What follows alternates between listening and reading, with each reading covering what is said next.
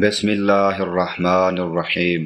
حضرت جابر بن عبداللہ رضی اللہ عنہما سے روایت ہے کہ ایک بدو نے رسول اللہ صلی اللہ علیہ وسلم سے بیعت کی۔ اس کے بعد اس بدو کو مدینہ میں بخار نے آ لیا۔ وہ نبی صلی اللہ علیہ وسلم کے پاس آیا اور کہنے لگا، اے محمد صلی اللہ علیہ وسلم، مجھے میری بیعت واپس کر دیں۔ رسول اللہ صلی اللہ علیہ وسلم نے انکار فرما دیا۔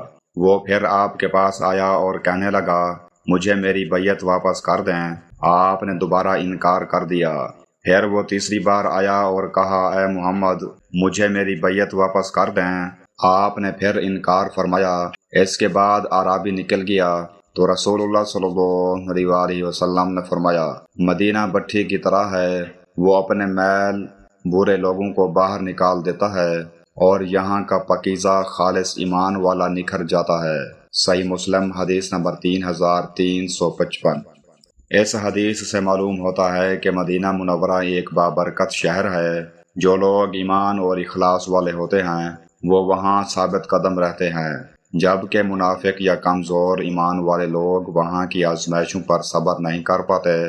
اس میں مدینہ کی عظمت اور اہل ایمان کے لیے اس کی خاص فضیلت بیان ہوئی ہے۔ حضرت ابو ہریرہ رضی اللہ عنہ سے روایت ہے کہ رسول اللہ صلی اللہ علیہ وسلم نے فرمایا، لوگوں پر ایک ایسا زمانہ آئے گا کہ آدمی اپنے چچا زاد اور قریبی کو دعوت دے گا، خوشحالی کی طرف آؤ، خوشحالی کی طرف آؤ، حالانکہ اگر وہ جان لیں تو مدینہ ان کے لیے بہتر ہوگا۔ اس ذات کی قسم جس کے ہاتھ میں میری جان ہے، ان میں سے کوئی ایک شخص بھی اس سے بے رغبتی کرتے ہوئے نہیں نکلے گا مگر اللہ تعالیٰ وہاں اس کی جگہ لینے والا اس سے بہتر شخص لے آئے گا۔ سنو، مدینہ ایک بٹھی کی مانند ہے، ہر گندی چیز کو نکال باہر کرتا ہے۔ اس وقت تک قیامت برپا نہیں ہوگی جب تک کہ مدینہ اپنے اندر سے اسی طرح شریر لوگوں کو نکال نہیں دے گا جس طرح بٹھی لوہے کی گندگی میل سنگ کو نکال دیتی ہے۔ صحیح مسلم حدیث نمبر 3352۔ اس حدیث سے معلوم ہوتا ہے کہ مدینہ منورہ اللہ تعالیٰ کا خاص بابرکت شہر ہے۔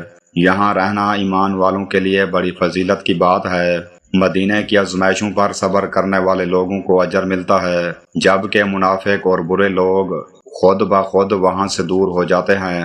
اس حدیث میں مدینہ کی پاکیزگی اور عظمت بیان کی گئی ہے۔